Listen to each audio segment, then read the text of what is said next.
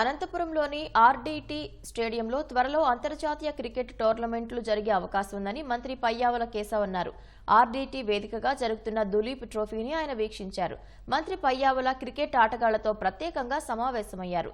Duleep trophy వీక్షించేందుకు Anantapuram నుంచే కాకుండా ఇతర ప్రాంతాల నుంచి ప్రజలు రావడం సంతోషంగా ఉందన్నారు.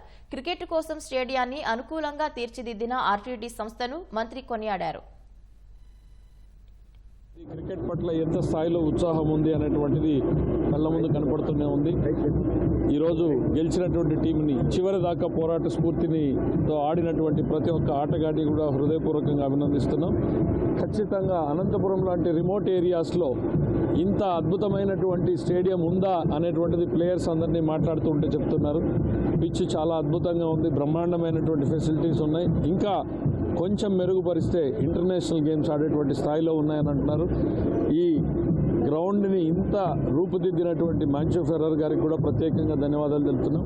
ప్రతి ఏర్పాట్లో కూడా ప్రభుత్వం అడుగడుగునా కూడా జాగ్రత్తలు తీసుకుని అన్ని రకాల సపోర్ట్ని కూడా ఈ గేమ్కి అందించడం జరిగింది.